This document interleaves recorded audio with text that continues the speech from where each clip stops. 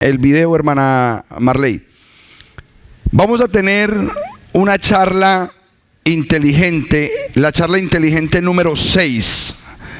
Pero por la cantidad de información que vamos a compartir, la charla inteligente número 6, inclusive esta va a ser la charla inteligente número 6.1, la otra 6.2, porque yo sé que es mucha información la que vamos a dar. ¿Ok? Entonces vamos a tener en cuenta ese detalle. ¿Ok? Acercar otro poquito, pero lo levantas más.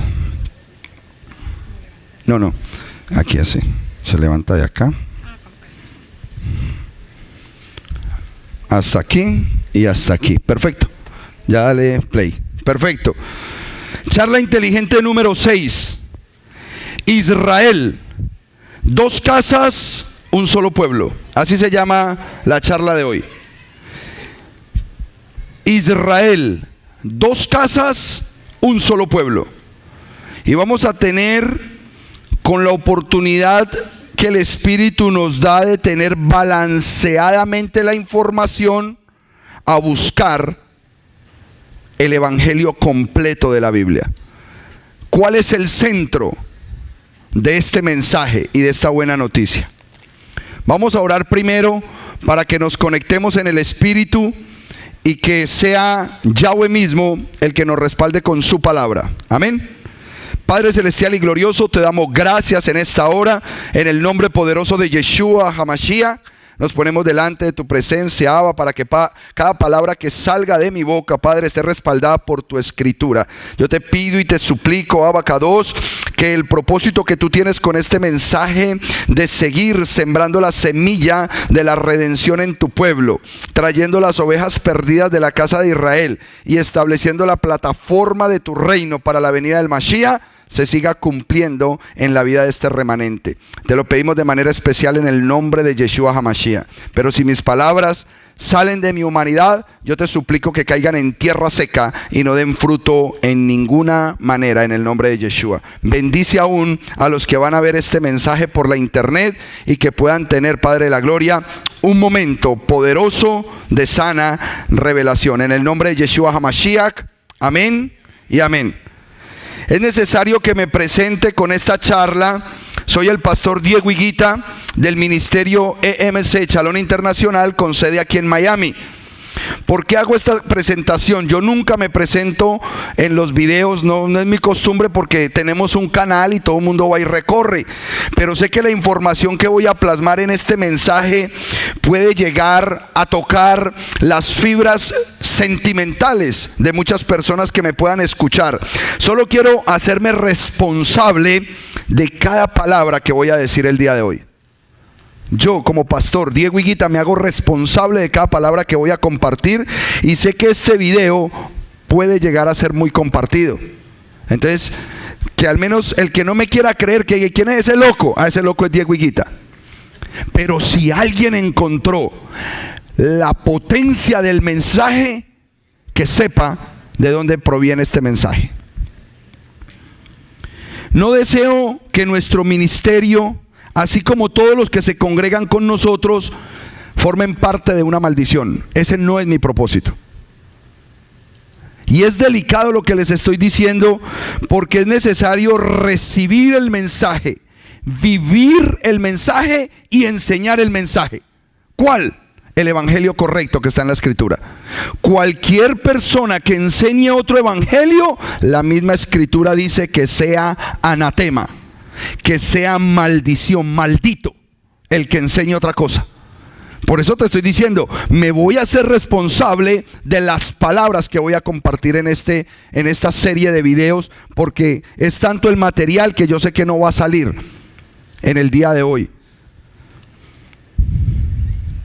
Es delicado este mensaje y por eso primero le rogué al Ruach de Yahweh que me dé toda la claridad para compartir con ustedes la palabra. Vamos a Gálatas 1 del 8 al 9. Y es tan importante lo que les voy a decir que tengo la Biblia Católica de Jerusalén acá, la textual acá y la BIM. Muchos de los versículos los tengo que leer en las 3 versiones para que confirmemos la realidad de lo que se quiere decir en el contexto, porque hay algunas versiones que disipan el mensaje. Gálatas 1 del 8 al 9. Pero aunque nosotros mismos o un ángel del cielo viniese a evangelizarlos en una forma diversa a como le hemos hecho nosotros, yo les digo, fuera con él. Se lo dijimos antes y de nuevo se lo repito: si alguno viene con un evangelio que no es el que ustedes recibieron, fuera con él. Anatema. La palabra anatema es el Strong 2764. Objeto condenado, cosa dedicada, maldición, red o malla. Eso es ser anatema. Y hay mensajes que cautivan y caen como una red sobre el pueblo y los atrapan en maldición. Eso es lo que dice la Escritura. Entonces, por eso tan importante que nosotros sepamos si el mensaje que hemos vivido y el mensaje que se predica es el mensaje del evangelio correcto. Porque si no, podemos ser otro ministerio más que está en maldición. ¿Por qué se los digo? Porque nosotros somos un ministerio de raíces hebreas que está manifestando una transición. Estamos moviéndonos de un lugar de conocimiento a otro, y en las bocas de muchas personas ya figuramos como secta. Se desviaron, se hicieron judíos, ya negaron al Mesías. ¿Estás seguro de lo que tú estás diciendo?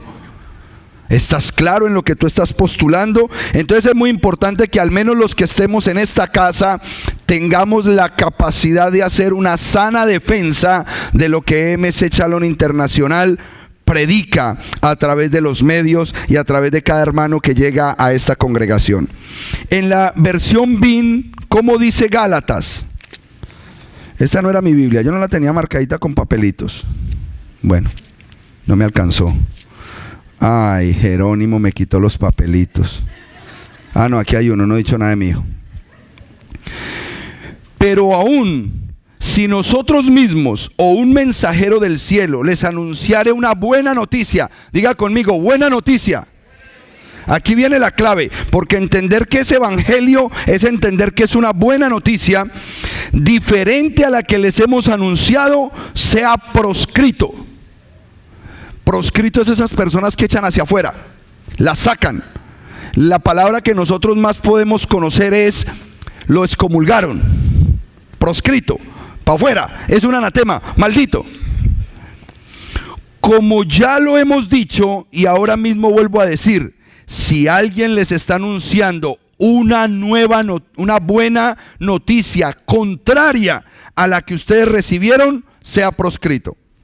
Entonces tengo que identificar qué fue lo que recibió el pueblo de Galacia. ¿Cuál fue el mensaje que les predicó Rab Shaul? Pablo. Rab Shaul les predicó algo. Y tenemos que identificar eso para tener claridad. De los que nos van a escuchar por este mensaje a través de la internet, si están sujetos y comprometidos, amarrados de forma almática y carnal a personas, instituciones, denominaciones, doctrinas humanas, puede que se ofendan. Les pido disculpas de antemano. Pero si usted es espiritual, maduro en la palabra, todas estas palabras tendrán un gran sentido para usted y para su vida espiritual. Eso se lo garantizo, porque es palabra del Eterno lo que le quiero predicar. Gálatas 10 y 11, 1, 10 y 11, ahí mismo donde estamos, hay un desenlace para esto. Lo leo en la católica. ¿Con quién tratamos de conciliarnos? ¿Con los hombres o con Dios? ¿Acaso tenemos que agradar a los hombres? Si tratar de agradar a los hombres, si tratara de agradar a los hombres, entonces ya no sería siervo del Mesías. Aquí hay que tomar una decisión en el momento en que yo voy a enseñar el mensaje. Lo leo en la BIN. ¿Busco ahora convencer a los hombres o a Elohim? ¿Será que busco agradar a los hombres? Si yo todavía tratara de agradar a los hombres, no sería siervo del Mesías. Eso es lo más importante de esta predicación. Ahí define el mensaje contundente. ¿Lo voy a decir para que los hombres que me escuchen estén contentos? ¿O lo voy a decir para que el Eterno diga, ese es el mensaje que yo mandé predicar? Eso es definitivo y la misma carta me lo está exigiendo a mí. Recuerden que nuestro propósito es expresarlo de forma inteligente. No ser complicados con el mensaje. La escritura no es complicada. Nosotros somos los que hemos complicado la escritura. Conocer y confirmar el evangelio completo es el propósito de esta serie. Conocer y confirmar un evangelio completo. Pastor, ¿cómo así que completo? Sí, porque de pronto solamente estás viviendo una parte del evangelio. No estás viviendo todo el evangelio que fue diseñado en la Biblia. Quizás con esa parte lo único que estás obteniendo es salvación. Y el Eterno estableció el evangelio para dar más que salvación. Y eso es importante que nosotros hoy lo pongamos en perspectiva. Vamos a confirmar por la escritura qué es el evangelio. Ya leímos en Gálatas 1, 8, 9 cuando lo leímos en la versión BIN, que aquí pronuncian la palabra buena noticia. O sea que ya hay un concepto sinónimo. Evangelio, buena noticia. Pero quiero que la escritura me diga en otra parte si eso es cierto y con quién están estableciendo la buena noticia. ¿Para qué es una buena noticia? ¿Y para quién es una buena noticia? ¿Por qué? Porque si el vecino se gana la lotería, es una buena noticia, pero para él, no para mí. Y los dos fuimos y compramos la lotería el mismo día. ¡Ah! ¡Qué buena noticia, vecino! Entonces tengo que identificar esa noticia realmente a quién afecta. ¿Para quién es una buena noticia? Las buenas nuevas, diga conmigo, las Besarot. Otra vez, las Besarot. Las buenas noticias. Esa es la palabra en hebreo. Y oído, mis amados hermanos, que las buenas noticias solamente se le dan a quienes las esperan. El mejor ejemplo, cuando yo estaba haciendo esta enseñanza, yo cómo les explico qué es la buena noticia. Y se me vino el huracán encima. Claro, cuando nos dijeron que venía Irma, pésima noticia. Entonces nos sentábamos en ese sofá a esperar ¿qué? Una buena noticia. Que se desviara, que se frenara, que perdiera fuerza. Porque ya necesitábamos, teníamos una necesidad, porque la primera noticia fue mala. Viene huracán para el sur de la Florida, categoría 5. Y una categoría 5 de la manera en que venía iba a ser peor que Andrew. Quiero que sepa que Irma era la mamá de Andrew. Donde ese fenómeno pase por esta zona, acaba. Y hoy lo podemos ver de manera paralela con mucho dolor y tristeza cómo está la isla de Puerto Rico. Nos afecta porque tenemos hermanos amados allá, pero allá está el testimonio de lo que hubiese pasado en mayor escala con el recorrido que venía. Entonces, ahí, cada momento en que nosotros nos sentábamos en ese televisor, estábamos esperando una buena noticia. Algo tiene que pasar. Y ese es el poder y la grandeza de entender qué es el evangelio. Una necesidad grande de escuchar. ¿Cómo me salvo de esa soberana tormenta? ¿Cómo me salvo? Vámonos para Marcos capítulo 1. Y todos los versículos los empiezo a ejecutar desde la católica. Pastor, ¿y usted por qué a veces le gusta leer tanto de la católica? Resulta que históricamente la Iglesia Católica, por haber tenido la hegemonía cristiana durante 1500 años, ellos mantenían esta información restringida aún para sus propios curas. Los curas, las monjas, ellos no conocían esto, menos el pueblo al que le predicaban. La misa la daban en latín y de espaldas. Requiem eterna dona idome, luz perpetua lucia Dei, requiem cantim paz, amén. Y la gente en ceros. Igual que cuando me llegan en el sobrecito del diezmo. Igual. Perdidos. ¿Quién va a conocer a Dios así? ¿Quién iba a conocer a Dios? Nadie.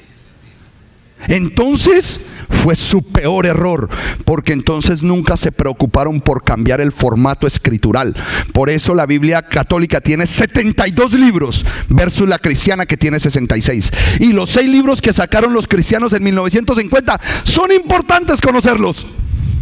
Pero no lea eso, que eso es apócrifo. Usted no lee lo apócrifo y usted se queda como un ignorante apócrifo, porque le estás diciendo lo mismo que le dijeron a los católicos: no lean. Usted tiene que leer, usted tiene que conocer la verdad, usted tiene que ejecutar el don que el Eterno le ha dado para escudriñar las Escrituras. Después no nos podemos quejar. Entonces voy a leer Marcos 1. Del 1 al 5 vamos a leerlo para tener contexto. Este es el comienzo de la buena nueva de Jesucristo. Me está diciendo que este es el comienzo de las buenas nuevas, que el evangelio son las buenas nuevas ¿de quién? De Yeshua. Ya le está dando nombre propio, hermano Diego, a las buenas nuevas. La buena noticia de la Biblia tiene que ver con Yeshua. Si no está Yeshua en la buena noticia, yo no sé qué noticia usted recibió, pero no fue la buena noticia, porque la buena noticia tiene nombre propio y se llama Yeshua HaMashiach. Eso es importante. Sigamos leyendo. En el libro del profeta Isaías estaba escrito: mira, te voy a enviar a mi mensajero delante de ti para que te prepare el camino. Escuchen ese grito en el desierto y preparen el camino del Señor, enderecen sus senderos. Es así como Juan el Bautista comenzó a bautizar en el desierto. Allí predicaba el bautismo y la conversión para alcanzar el perdón de los pecados. Toda la provincia de Judea, ojo, que la buena noticia fue enviada primero a un lugar. A toda la provincia de Judea y el pueblo de Jerusalén acudían a Juan para confesar sus pecados y ser bautizados por él en el río Jordán. ¿Para quién era la buena noticia? Para los judíos. Usted no puede cambiar eso. Usted no puede cambiar que la buena noticia era para los judíos. Históricamente, en el año en que vino el Mesías, vino solamente a la casa de Judá. Para ellos era primeramente el mensaje. Es muy importante que empecemos a tener concepto histórico claro. La primera buena noticia fue traída al pueblo judío. Pero, Juan capítulo 1. Pero, en Juan capítulo 1, lamentablemente sucede algo. Juan capítulo 1, versículo 11 y 12. Cuando lo tengan me dicen amén.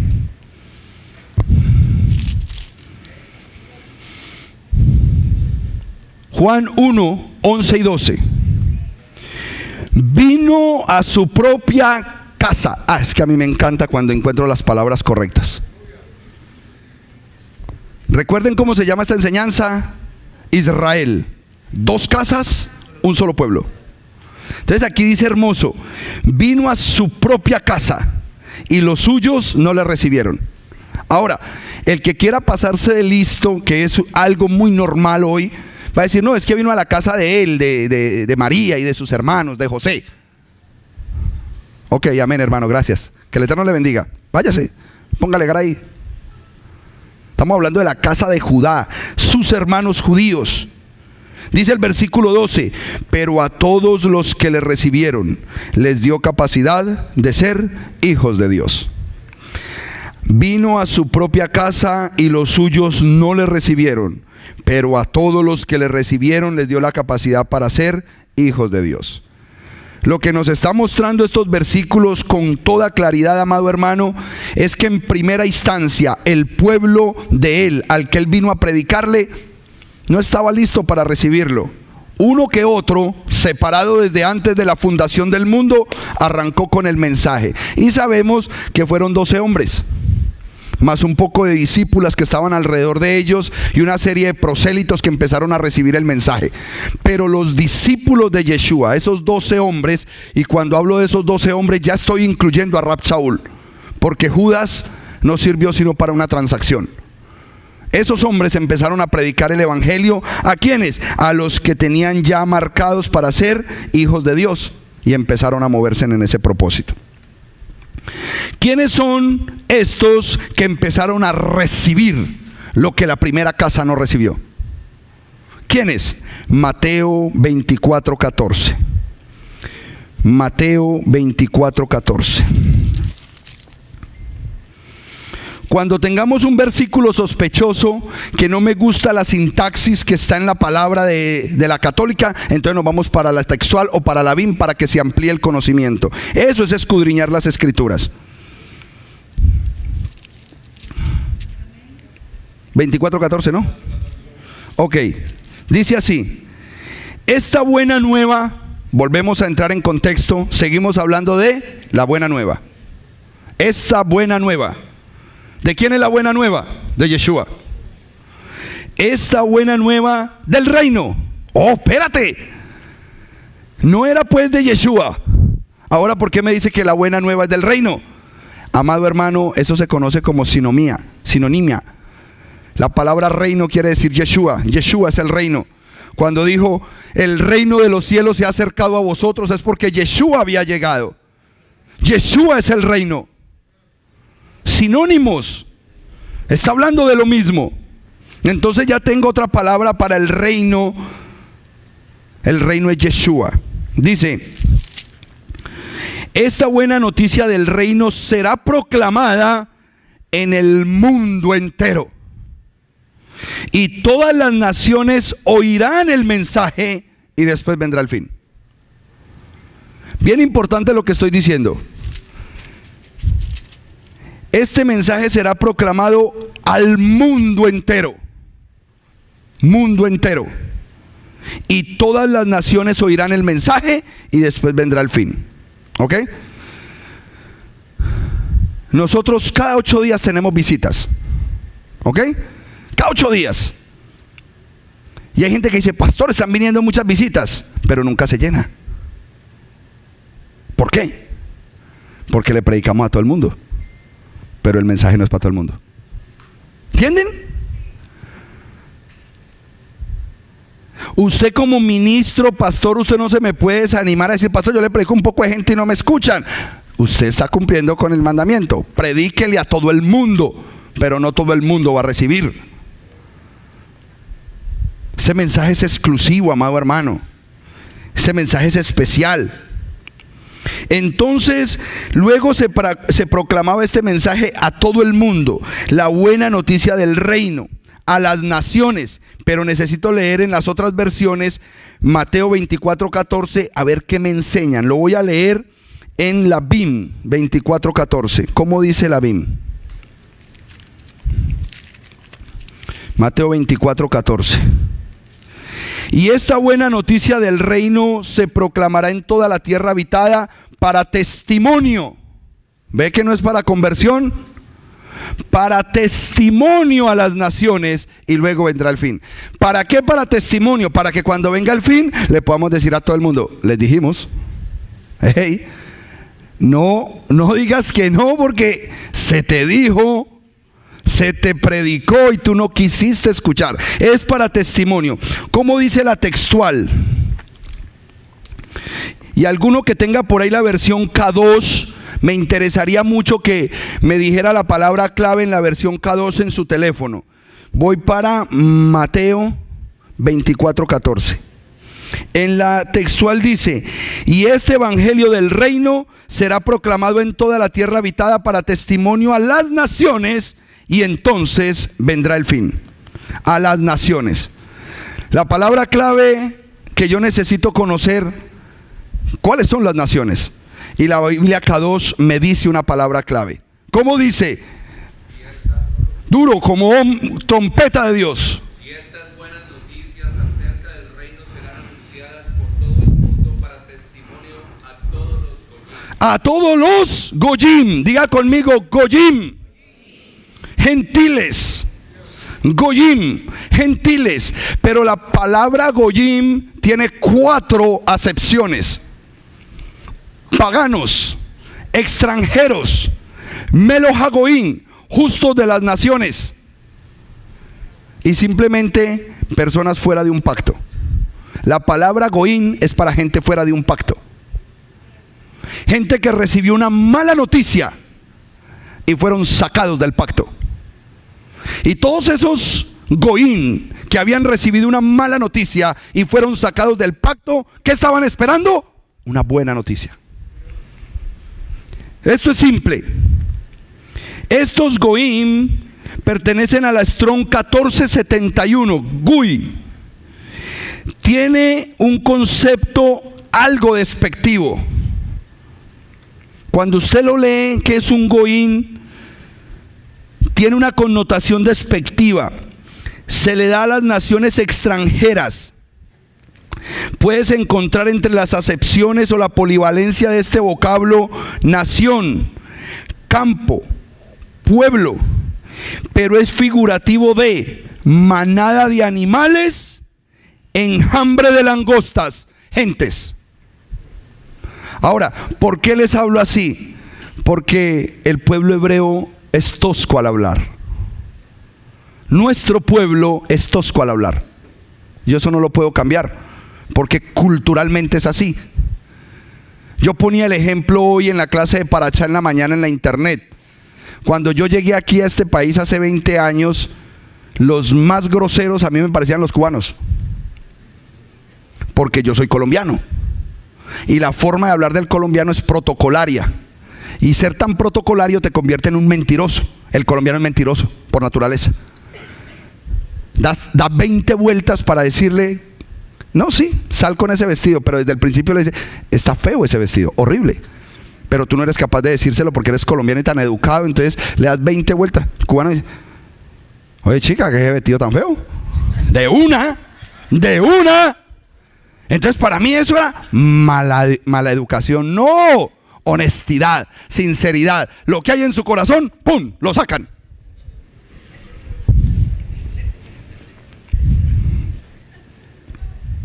Así es el lenguaje hebreo.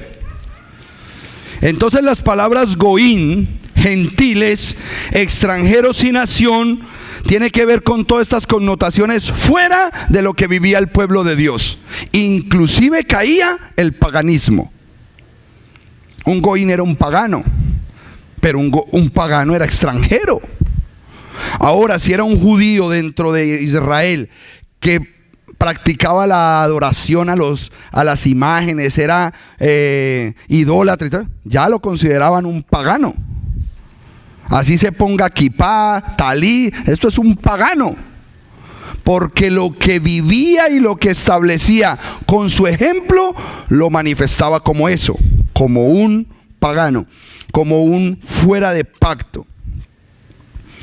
Los justos de las naciones, los melohagoín, son importantes hoy tenerlos en cuenta, porque resulta que está apareciendo una nueva doctrina, que es la famosa doctrina de los noahitas. Y cuidado, porque en vista de que ya Efraín está muerto para la ortodoxia y para muchas líneas mesiánicas, Efraín ya no regresa. Entonces todos estos hombres que están empezando a buscar la Torá, ¿dónde los ubicamos? No, pues que sean noahitas, que ellos aceptan las 7 leyes de Noaj. No estoy de acuerdo con eso, porque solamente son 2 casas, un pueblo. No hay 3 casas. No hay 3 casas, son 2 casas, un pueblo. Hoy estamos mirando cómo el pueblo que estaba fuera de pacto, la Biblia los llama expatriados. una persona expatriada, sacada de su patria por la razón que sea, y eran parte de un pueblo. Vamos a conocer cómo se empieza a visualizar por parte de la boca de los profetas este pueblo expatriado. Esta gente que era contada como parte del pueblo y después ya no era pueblo. ¿Cómo se salieron de allí? Pero para poder entender Jeremías 3 del 6 al 11, Jeremías 3 del 6 al 11, quiero informarles algo importante. Que para poder entender Jeremías 3 del 6 al 11 es necesario consolidar el carácter de Yahweh en mi mente. ¿Cómo así, pastor? Claro, porque cada una de las palabras que el Eterno estableció forman parte de la esencia de su carácter. Y si yo no conozco el carácter de Yahweh, no voy a entender la seriedad de las palabras proféticas. Hoy en día se le está dando un valor demasiado bajo a lo que el Eterno estableció, porque se nos está olvidando el carácter de Yahweh. Pastor, ¿y cuál es el carácter de Yahweh? ¿Qué te parece Santiago 1:17? Él dice que en él no hay sombra de variación. Ese es el carácter de Yahweh. Hebreos 13:8 dice que él es el mismo de ayer, de hoy y de siempre. Eso es carácter. ¿Qué más podemos conocer del carácter de Yahweh? Números 23:19. Él no es hombre para mentir, ni hijo de hombre para arrepentirse. Lo que él dijo, eso es, y punto. Él no se equivocó en ninguna de sus palabras. Eso es importante usted conocerlo cuando empieza a escuchar las profecías del Eterno. Mateo 24:35 dice que cielo y tierra pasarán, mas tu palabra no pasará. Eso es carácter del Eterno. Mateo 5:18. Hasta que no pase el cielo y la tierra, ni una tilde, ni una iot de esta palabra pasarán. Eso es el carácter de Yahweh. Eso no va a cambiar, hermano mío. Cada palabra que él dijo, él la va a cumplir. Así tú hagas la teología que tú digas, no, eso ya no, eso hay que entenderlo así o asá. No va a pasar por el carácter de Yahweh. Lo que él dijo se cumplirá. Es tan potente lo que yo le estoy diciendo que en Isaías 46:10 lo dice de esta manera. Vaya a Isaías 46:10. Aquí está el resumen de lo que le estoy diciendo del carácter de Yahweh antes de leer Jeremías, porque es muy importante conocer esto. Isaías 46:10 nos resume este carácter. Yo anuncio desde el principio lo que va a venir, y de antemano lo que no se ha cumplido todavía. Yo digo y mis planes se cumplen, y todo lo que quiero se realizará. Aquí está el resumen del carácter de Yahweh. ¿Usted cree que hay algo que el Eterno dijo que no va a pasar? Tienes un desfase en tu mente. Hay una laguna en tu mente, pero todo lo que el Eterno dijo se va a cumplir. Muy importante eso. Esas palabras que yo le estoy diciendo a usted tienen vigencia. Ese carácter, que es la misma palabra del Eterno, tiene total vigencia. Y la vigencia está en el mismo Juan 1:1. En el principio era la Dabar, y la Dabar estaba con Dios, y la Dabar era Dios. Esas palabras que él estableció desde el principio son el mismo, por eso se tienen que cumplir. Porque si esas palabras no se cumplieran, estaría fallando a su propia identidad como creador. Él es las palabras que él dijo. Por eso esas palabras se tienen que cumplir, porque él es el cumplimiento de las palabras. Tengo que mover el carácter de Yahweh a su palabra, porque su palabra es Yahweh mismo. Por eso ninguna de las palabras que hoy podamos decir, no, eso ya no, eso hay que entenderlo. Claro que hay que entenderlo, hermano mío, porque si no se ha cumplido, espéralo, porque no tardará. Jeremías 3:6 al 11. Ahora sí, nos vamos para Jeremías 3:6 al 11. Con esta introducción tengo que entender ese pasaje. Y lo leo de la Católica. La católica es tan buena esta versión que el nombre de Yahweh lo mantuvo muy bueno. Yahvé, eso es bueno. Está la Yod, está la Hey, está la Va. Le falta la última Hey, pero ahí está Yahvé, Yahweh. Ahí está el nombre.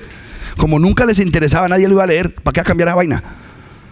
Pero desde 1950, cuando todo el mundo empezó con la moda de que yo me volví esto, lo otro, entonces salió la Biblia yo no sé qué, la Biblia yo no sé qué, la Biblia yo no sé qué, y empezó un proceso de negocio que a mí me gustaría haber sido socio de Sociedades Bíblicas Unidas. A plata que hubiésemos hecho. Es un negociazo vender Biblias. El libro más vendido en el mundo, el libro más traducido en el mundo, y nunca paran sus ventas. Entonces ahora un hombre con poder que tenga 5, 10 mil, 20 mil gentes en 40, 50 iglesias, manda a hacer la Biblia que él quiera con los versículos que él quiere y como a él le parezca para que respalden su propia doctrina. Esa es la verdad. Porque es un negocio. Algo aprendí yo de este camino hebreo. El Eterno entregó su Torah en el monte Sinaí para su pueblo, Israel. Pero la tomó Europa y la convirtió en una empresa. Y llegó a América y se volvió un negocio. Sigamos. Jeremías 3 del 6 al 11. Yahweh me dijo, cuando era rey Josías: ¿has visto lo que hace la infiel Israel?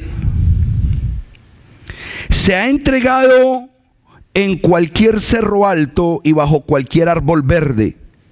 Y yo me decía, después de todo lo hecho, volverá a mí, pero no volvió. Todo esto lo vio Judá. Escucha, está hablando de las dos casas. Cuando está hablando arriba de Israel, no está hablando de toda la nación, está hablando de la casa del norte. Y luego habla de la casa del sur. Tengan cuidado con eso porque son dos casas. Y eso es importante en este tiempo. ¿Por qué? Porque al Eterno le plació a partir del 2012 que el pueblo judío sabe que empezó la era mesiánica, empezó a desatar esta información. Y la está desatando por los 4 rincones de la tierra. Y se están levantando los hombres que entienden la revelación de Efraín, porque Efraín está siendo levantado para volver a su casa. Esa es la realidad. Y el que no pueda percibir esto, pues next, porque otro sí lo va a percibir.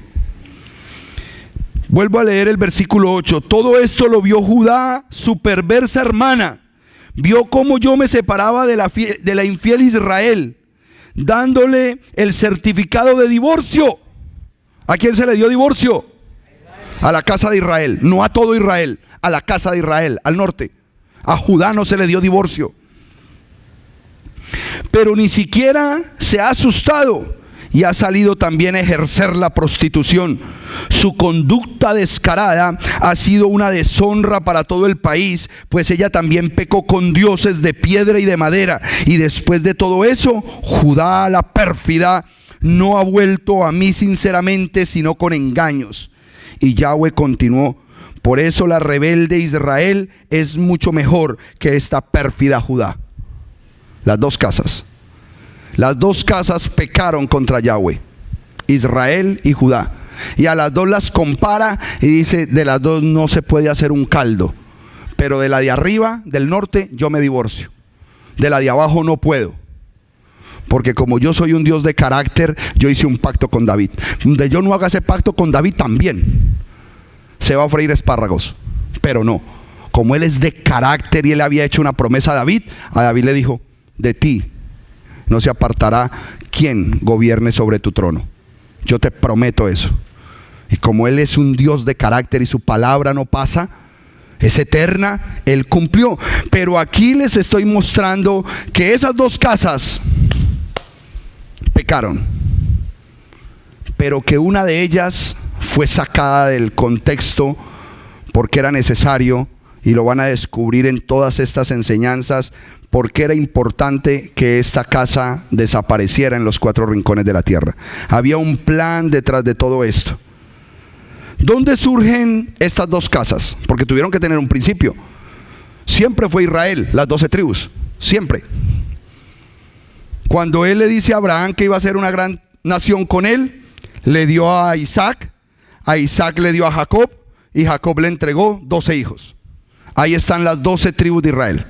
A esas 12 tribus de Israel se las llevó para Egipto, porque necesitaba meterlas en ese embarazo en Egipto, para que saliera de ese embarazo de 430 años una nación de 2 millones de personas.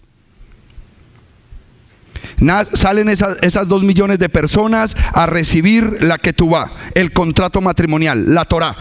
¿Cómo iban a caminar de ahí en adelante? Esa es la historia de este pueblo. El día que le entregaron la Ketubá y Moshe bajó con la Ketubá, el contrato matrimonial, ya estaba ella fornicando con el becerro. Y ahí empezó el proceso de declive, y él prometió que los 600,000 hombres mayores de 20 años que habían salido de Egipto no entrarían a la tierra prometida. Y él cumplió esa tarea, y toda la gente que 40 años después entró a la tierra prometida era una nueva generación, alimentada con un pan que descendía del cielo, que nadie conoce su composición química, y alimentado por un agua para la sed que salía de las rocas, que nadie conoce su composición química. Pastor, ¿y usted por qué tiene que decir eso? Porque el pueblo de Israel tiene un ADN diferente al de todas las naciones. Murieron comiendo un alimento celestial y nacieron comiendo un alimento celestial. Esa marca está en nuestro ADN, para que se pueda cumplir lo que dice Juan capítulo 10 versículo 24, que dice: y ellos oirán mi voz y me seguirán, y yo los conozco, y yo les daré vida eterna. Eso lo tenemos en el ADN. Ese ADN es el que permite que cuando se predique el mensaje del evangelio, nosotros digamos: ese mensaje es mío. Esas son las palabras que a mí me llaman y me llenan la vida. Vámonos para primer libro de Reyes capítulo 11. Necesito conocer la historia donde se dividió este reino, porque este reino fue gobernado por 3 reyes: Saúl, David y Salomón. Primero de Reyes capítulo 11. Para poder entender este contexto, lo tengo que leer desde el versículo 26 hasta el 39. Por eso les decía, no tengo afán de dar esta enseñanza, porque lo que más quiero es que todas las personas que reciban las enseñanzas de las 2 casas, un solo pueblo, sepan y entiendan con precisión la grandeza de su llamamiento. Si usted logra tener identidad con lo que yo le estoy dando, usted va a ser un evangelista imparable, y usted va a ser un elemento SWAT en el evangelio, que no le va a ir a predicar a todo el mundo. No, usted va a ser separado solamente para alcanzar las ovejas perdidas de la casa de Israel. Amén. Entonces dice Primera de Reyes 11:26. Jeroboam era hijo de Nabat, el efratita. ¿De dónde es un efratita? Muy bien. De Sereda. Su madre era una viuda llamada Serva.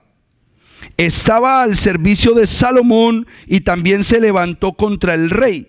Las cosas fueron así: Salomón estaba edificando la muralla en el punto más débil de la ciudad de su padre David, con hombres reclutados en todo el país. Entre ellos estaba Jeroboam, hombre fuerte y valeroso. Salomón vio cómo este joven hacía su trabajo, y lo puso al frente de todos los trabajadores requeridos de las tribus de José. ¿De las tribus de quién? De José. Y recuerden que José era el papá de Efraín, el que fue bendecido. Cuando usted habla de un hijo, es como si hablara de un padre, y cuando habla de un padre, es como si hablara del hijo. Es lo mismo. ¿Ok? Es importante que tengamos ese concepto cultural que es hebreo. Un día que salió Jeroboam de Jerusalén, el profeta Ahías de Silo. ¿De dónde era el profeta? ¿Recuerdan el estanque de Shiloé, que es figura del Mesías? Shiloé. Este profeta podía ser de cualquier parte, pero para que cumpliera con un margen profético tenía que ser de Shiloh. Tenía que ser un profeta que tuviera un rasgo mesiánico del Mesías. El profeta Ahías de Silo lo encontró en el camino. Este iba cubierto con un manto nuevo, y estaban los 2 solos en el campo. Ahías tomó el manto nuevo que llevaba, lo rasgó en 12 pedazos y dijo a Jeroboam: tómate 10 pedazos, porque así dice Yahweh, Dios de Israel, voy a dividir el reino de Salomón. Nunca se le olvide este versículo, que fue una orden de Dios dividir el reino de Salomón. Fue una orden. A ti te daré 10 tribus y a Salomón le dejaré solamente una tribu. Pastor, pero 10 más 1 son 12. Hebraísmo. Él dijo una porque esa una ya había absorbido a Benjamín por la promesa que había hecho David con Jonatán. Ahí ya estaba el pacto de que uno cuidaría al otro, y desde siempre Judá ha cuidado a Benjamín, y eso viene desde el pacto de Jonatán y David. Versículo 33. Esto sucederá porque ha adorado a Astarte, diosa de los sidonios, a Camos, dios de Moab, y a Milcom, dios de los amonitas. No ha seguido mis caminos, ni ha hecho lo que me parece justo, ni ha observado mis leyes y mis mandamientos como su padre David. ¿Por qué el Eterno divide el reino? Por idolatría. Muy bien. No le quitaré todo el reino, e incluso lo mantendré como rey hasta el fin de su vida, en atención a David. Mira cómo es el Eterno de tremendo. Yo sé que él ya merece que le quite el reino, pero yo le había hecho una promesa a su papá, y yo soy de los que cumplo mis promesas. Versículo 35. Sigamos en el 34. Por atención a David, mi siervo, a quien elegí y que guardó mis mandatos y mis preceptos. Pregunta, ¿cometió adulterio? Sí. Pregunta, ¿cometió homicidio? Sí. Pero se arrepintió y guardó sus mandamientos y sus preceptos. Siempre que un hombre se arrepiente, a Dios se le olvida. Cuando se arrepiente de verdad. Pero si usted no se arrepiente, se tiene que arrepentir de verdad, y al Eterno se le olvida. Pero sí tomaré el reino de mano de su hijo, y te daré 10 tribus a ti. A su hijo, sin embargo, le guardaré una tribu, pues quiero que mi servidor David tenga siempre su lámpara encendida en mi presencia en Jerusalén, la ciudad que yo elegí para poner en ella mi nombre. Te tomaré a ti, te haré reinar sobre cuanto desees, y serás el rey de la casa de Israel. El norte, 10 tribus, no de Israel, no de todo Israel, de la casa de Israel, 10 tribus al norte. Si escuchas todo cuanto yo te ordeno, y sigues mis caminos, y haces lo que me agrada, guardando mis decretos y mis mandamientos, como lo hizo David mi siervo, yo estaré contigo y te edificaré una casa estable, como se la edifiqué a David. Siempre el Eterno, después de una situación de división, a los dos gremios les da la oportunidad que se vuelvan a levantar en obediencia. No importa la división, pero si se arrepienten, ya no son más uno, ya son dos. Pero si cada uno de ellos decide obedecer a su Dios, le edificará una casa fuerte y duradera, como se la edificó a David. Eso es poderoso. La fidelidad del Eterno al que obedece sus mandamientos. Y te entregaré, Israel, y humillaré a los descendientes de David, pero no para siempre. Salomón, hasta ahí ya. ¿Está el versículo qué? 39, hasta ahí. Te edificaré y te haré firme si obedeces mis mandamientos. Al norte, la casa de Israel, 10 tribus. Al sur, 2 tribus, Judá y Benjamín, pero siempre toma el nombre de la mayor, Judá. Hoy esta información está tomando relevancia a nivel mundial, porque el Padre Eterno es quien está revelando este mensaje. Lo que les leí ahorita en Isaías 46:10, Él se lo propuso desde la antigüedad, Él lo informó, y en este tiempo lo está cumpliendo. Y usted forma parte de la generación que le toca recoger las ovejas perdidas de la casa de Israel. Es un privilegio, amado hermano, cuando usted entienda esta información. Ahora, pastor, yo quiero seguir predicando el evangelio a toda criatura. Claro, hágale. Pero cuando usted entiende este mensaje, usted es específico. Usted va directo al target. Usted sabe a qué lo mandó el Eterno. Usted tiene mayor claridad. acerca del propósito del Eterno en este tiempo. Y es un privilegio formar parte. Ahí sí voy a utilizar las palabras de los que estaban ahorita. Somos punta de lanza para este mensaje. Este mensaje apenas se está despertando. Los pastores y ministros tradicionales están inquietos, alertados. ¿Qué es eso que está? ¿Por qué está sonando tanto esto? Los judíos ortodoxos, ¿por qué tantos cristianos están viniendo a comprar el lulab? ¿Por qué saben del etrog? ¿Qué es eso que quién les está enseñando del azúcar? Si eso es de nosotros. ¿Ustedes por qué guardan Shabbat si somos nosotros? Están empezando a despertarse en celos, como lo dice la Escritura. Esto es poderoso, hermano mío, poderoso. Pero ¿sabe qué es lo más tremendo? Y nos queda constancia en esta casa, que los judíos ortodoxos que se acercan a MC nos aman. Sienten que somos su pueblo. Uno de ellos se atrevió a decirme, yo le dije, estaba en la cocina, yo lo traje aquí una tarde, y le dije, se llama Israel Chabat, imagine cómo se llama. Le dije, Israel, ¿por qué te acercas a mí con tanta libertad? Y me dices, porque yo sé que tú eres de mi pueblo. Y detrás de esa bandera que usted ve ahí hay una cruz. Nosotros la tapamos. Pero cuando él vino estaba la cruz. Entonces yo le decía, pero tú sabes que yo creo en el Mesías. Yo soy cristiano, sí, pero tú eres de mi pueblo. ¿Pero por qué sabes? Porque tú hueles a benjamita. Así me lo dijo, un judío, tú hueles a benjamita. Ellos conocen a su pueblo. Ellos saben quiénes son de ellos. Y si usted es bañado por la sangre del Mesías y usted empieza a hablar las palabras de la Torá, usted va a ver cómo lo reconocen así. Así, usted es pueblo del Eterno. Usted es pueblo del Eterno, eso se nota. Y el Eterno nos lo está entregando, amado hermano. Isaías 46:10 nos confirma y nos da un precedente.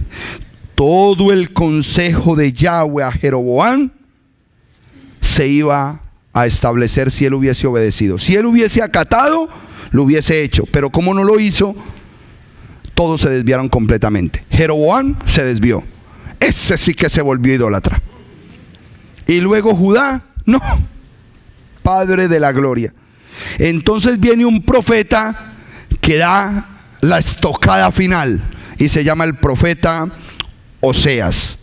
El profeta Oseas le fue tan mal porque inclusive fue obligado a casarse con una prostituta. ¿Tú te imaginas un hombre de Dios con el don profético y que tiene el oído alineado a las palabras del Eterno y que le diga al Eterno, te casas con una prostituta? Porque esa prostituta te va a engañar y tú vas a sentir lo que es el engaño de la mujer que tú amas. Y cuando tú sientas ese dolor y esa angustia, no vas a poder con ella, porque va a ser más grande el amor que tú sientes por esa prostituta hasta el día en que tú la veas redimida. Porque eso es lo mismo que hizo mi pueblo conmigo, pero yo la seguiré amando a esa prostituta.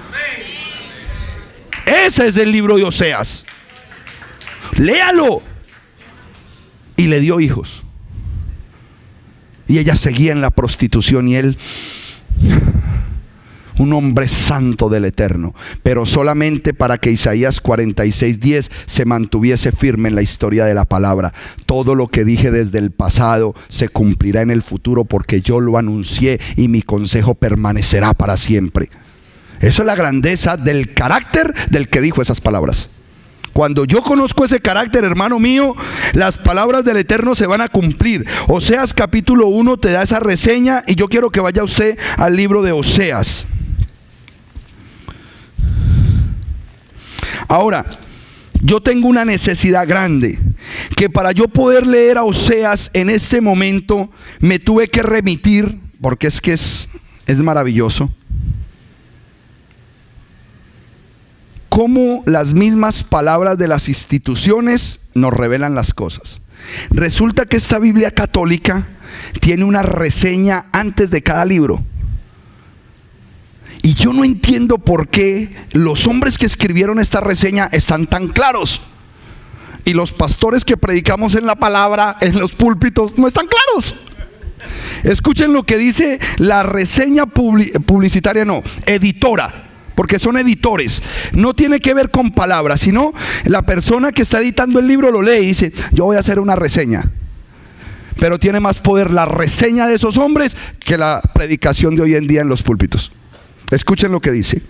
Oseas encabeza a los profetas menores. Menores lo son si se mide por el largo de sus libros, pero también es cierto que muchos de ellos no han tenido en la tradición el mismo peso de los tres más grandes, Isaías, Jeremías y Ezequiel. Osea ha tenido en contra suya que él era de Israel. ¿De dónde era Oseas? Casa del Norte. No diga de Israel porque el que no entiende era de Israel, no, de la casa de Israel, del norte. Eso es básico.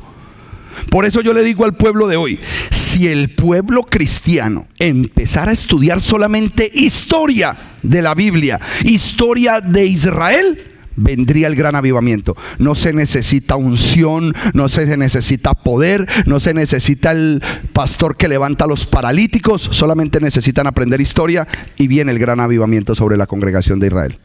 Pero no hay conocimiento, no lo hay. Ahí no hay forma de avivamiento. En la tradición, el mismo peso que los tres grandes. Oseas ha tenido en contra suya que él era de Israel, el reino del norte, y que todas sus profecías se referían a dicha nación. Mire que está clarito el hombre, y no es predicador. Esto no facilitó su reconocimiento por los judíos de Jerusalén, que reunieron los escritos proféticos. Merece, sin embargo, una mención muy especial por ser el primero que conoció a Yahweh como el amante de Israel. El amante de Israel. Eso es una cosa muy hermosa. Ay, pastor, ¿cómo así que el amante de Israel? Lea el libro de los Cantares. Ese libro de los Cantares es... Ese Dios está enamorado de este pueblo. Está enamorado. Pero se enamoró de una prostituta. Qué tremendo. Es duro. Es duro. Pero ese es el amor de nuestro Rey sobre nosotros. Amén. Dios lo llamó para advertir en su nombre a un pueblo idólatra y materializado. Y le pidió hablar no solo el lenguaje de Dios Sebaot, Señor de Israel, sino también el del esposo traicionado. Esa era una gran novedad. Grandes profetas que vinieron después de Oseas, Jeremías, Isaías, Ezequiel, iban a retomar esta primera proclamación del Dios amante, una nueva visión de la alianza, unión y comunión de Dios con la humanidad. Ahí saltó. Ahí saltó, y quiero que pongan atención porque ahí se le brincó el cassette. Ya empezó a generalizar el mensaje. Ojo con esto. ¿Es el amante de quién? Pero ya cogió a Israel y a toda la humanidad. Y ahí se saltó el cassette. Porque Él no es el amante de toda la humanidad. Él es el amante de Israel. Ah, que Israel ahora está regado por todo el mundo, eso es otra cosa que el Eterno está revelando. Y ahí sí podemos decir que Él viene a hablarle a toda la humanidad para sacar a su esposa de entre las naciones. ¿Ok? Eso es lo que estamos recibiendo como revelación. Saldría de ahí, pasando a ser uno de los rasgos más decisivos de la fe judía y luego la cristiana. Oiga lo que dice este hombre. Él no sabe qué son las dos casas, pero las está nombrando. Hermano mío, ¿cuáles son las dos casas? Dice el editor, pasando a ser uno de los rasgos más decisivos de la fe judía y luego de la fe cristiana. ¿Quién es la casa de Judá? Los judíos ortodoxos. ¿Y quién es Efraín? Todos los cristianos, incluyendo nuestros hermanos católicos. Punto. Gústele a usted o no le guste. Que su hermano es un idólatra, pues usted también fue idólatra. Usted nació en casa de idólatras. El Eterno porque lo rescató. Pues nuestros hermanos católicos algún día van a ser rescatados porque también son casa de Israel. Y es más bueno trabajar con un católico, porque el católico tiene el cassette limpio. Usted llega y pum, pum, pum, pum, le mete información. Pero usted coge un cristiano y bien resabiado para quitarle todo ese rezago de la mente. Eso es un lío. Es un lío. Pastor, ¿por qué tan seguro? Porque a mí se me demoraron 7 meses para sacarme todos esos rasgos. El único que ha sido rápido es el pastor Guillermo.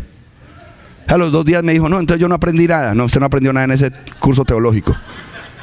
Llamó al director del centro teológico, le dijo, usted me engañó, $65,000 le pagué y me engañó. Él dio el testimonio. Ahí sí perdió el billete, pastor. Pero un tal mensaje no era suficiente que el profeta supiera expresar con figuras humanas la forma divina de mirar a los hombres. La profecía auténtica no es cosa de palabras y de literatura, y era necesario que el profeta hubiese experimentado en carne propia lo que Dios siente y vive en cierto sentido, tan realmente como nosotros.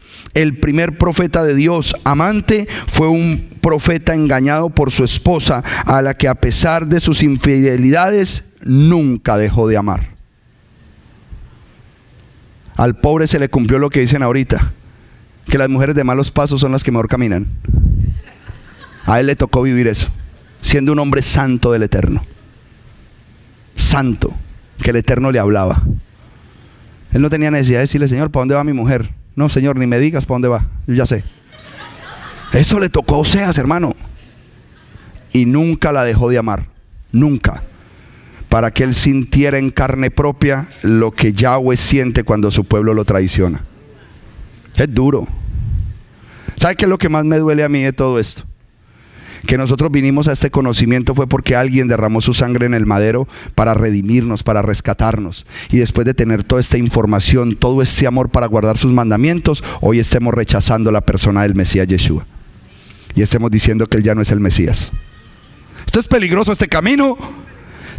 Este camino de conocimiento es peligroso, porque el que no tenga buenas bases intelectuales en su mente, el que no sepa desarrollar el conocimiento y que le gusta que cualquiera le hable a su oído cualquier bobada, y yo le predico meses y meses la verdad, y llega cualquier bobo en la esquina y dice: ay, sí, el bobo tiene razón, el pastor no.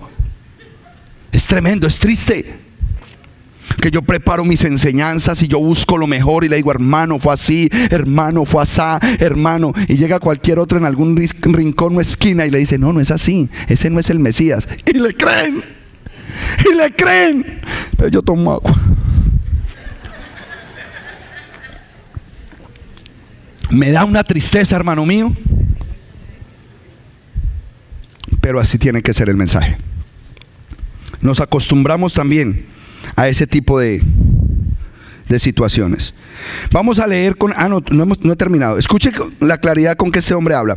Oseas empezó a predicar aproximadamente en el año 746 antes del Mesías. Esto es importante, porque el reino de la casa del norte fue arrancado por el rey Salmanasar III de Asiria en el 722 y culminó en el 721. O sea que la época de decadencia de este pueblo duró 24 años, y Oseas vio durante 24 años todo ese proceso hasta que Asiria se lo llevó a manos del rey Salmanasar III, y nunca regresaron. Diga conmigo: nunca regresaron.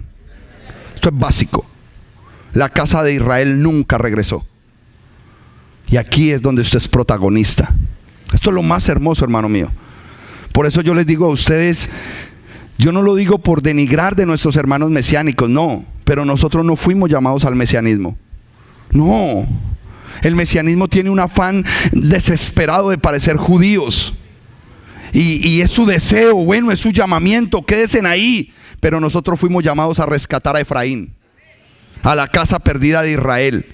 Nosotros pasamos del cristianismo a un cristianismo que guarda Torá, y eso nos hace muy diferentes, pero vamos a seguir trayendo a las ovejas perdidas de la casa de Israel. Amén. Es decir, al final del próspero reino de Jeroboam II en Israel del norte, inmediatamente después iban a empezar los 20 años de decadencia que tendría por conclusión la toma de Samaria y el destierro de sus habitantes en el 721. El libro de Oseas comienza con el relato del problema conyugal. De allí saca una lección para Israel, infiel a Yahweh. Después, en el capítulo 4 en adelante, se mezclan reproches, amenazas, invitaciones a la conversión y anuncios de destierro. Oseas, sin embargo, comprende que Dios es un educador y que no permite sin razón las desgracias y aún la destrucción de la nación. Israel va a volver a ser lo que era cuando Yahweh la tomó de su mano para sacarla de Egipto. Escuchen lo que está diciendo el editor.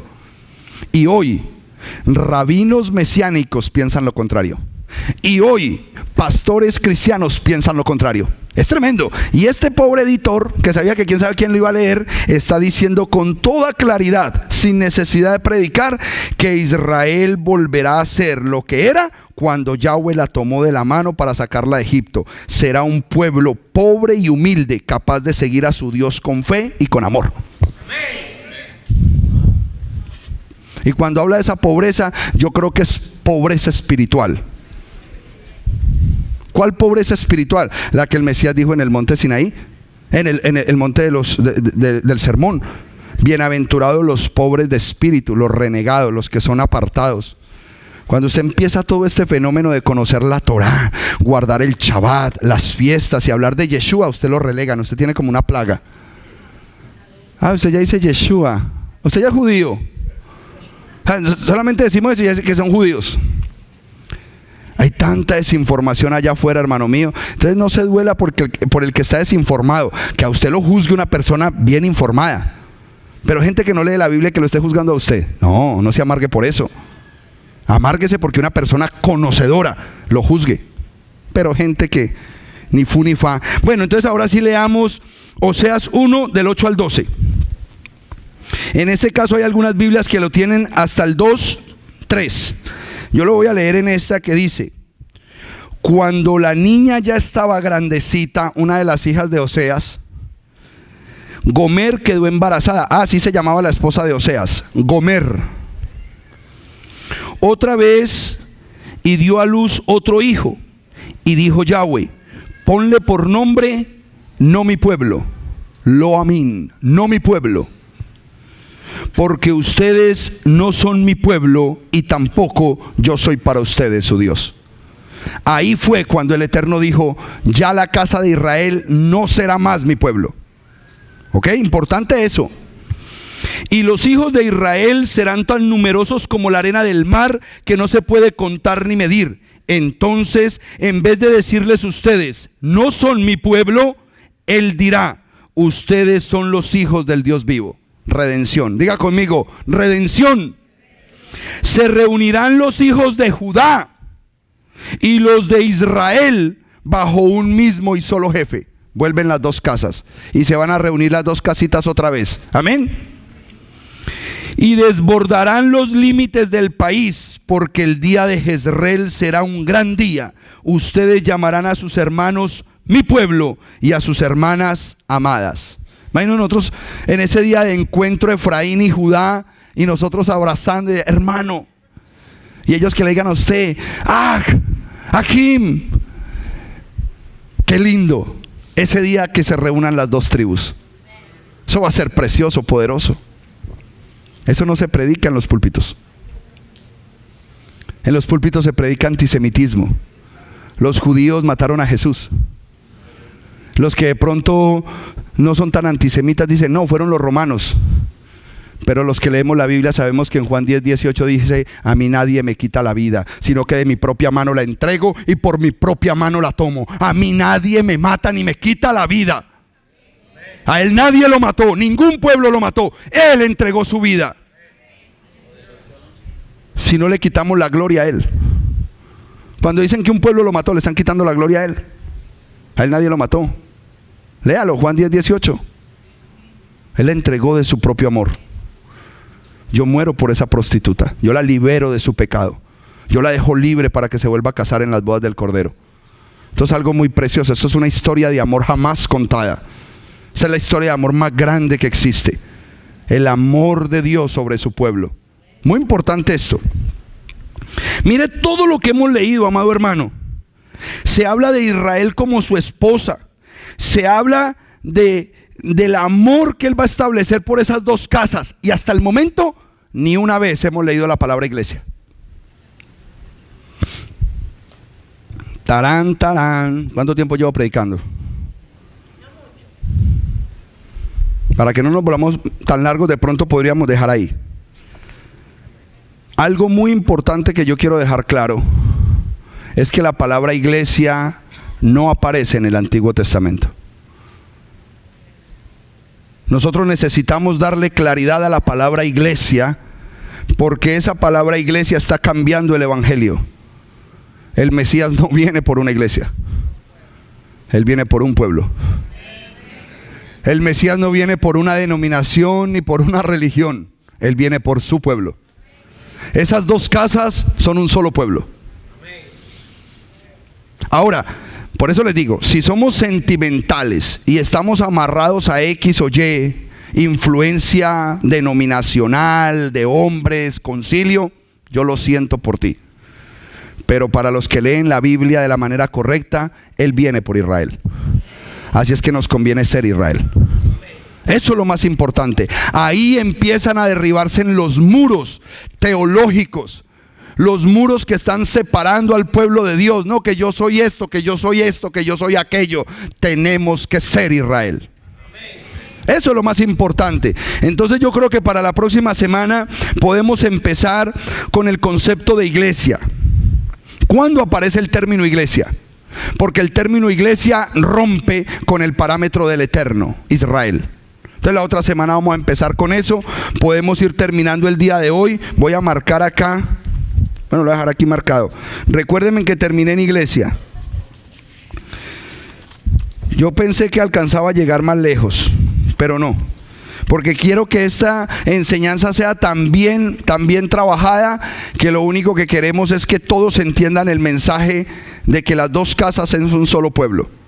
Y nos interesa que las personas que se identifican a nivel mundial con este mensaje, que nos están viendo a través de Facebook, que nos están viendo a través de YouTube, puedan tener lo que el hermano Jim, apellido Jim Staley fue el que nos reveló todo esto. Jim Santana, que nos vio en internet, tenga identidad con la verdad. ¿Sabe por qué es bueno predicar verdad? Porque usted no la tiene que defender. Ella sola se defiende. Ella ya sola está caminando allá afuera, inquietando a la gente. La gente dentro de las congregaciones está diciendo: yo sabía que había algo más. Yo sabía que a este mensaje le faltaba una sustancia. Y lo voy a decir con toda tranquilidad, porque yo sé que desde Perú me está viendo.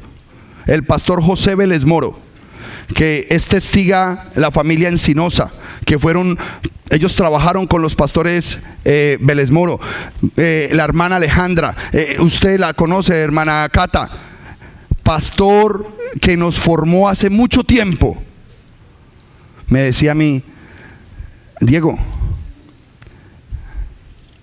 yo siempre que predicaba, yo sabía que me faltaba algo, pero yo nunca me atrevía a decir qué es lo que me falta. Yo me sentía vacío, pero yo tenía que seguir adelante con mi ministerio. Y ahora entiendo qué es lo que me hacía falta: conocer la historia de Israel.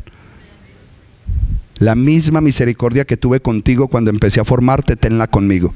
El mismo amor que te tuve, tenlo conmigo. Pero enséñame lo que tú sabes. Eso no lo puede decir sino un hombre humilde, tocado por la palabra del Eterno, por el Espíritu de Dios.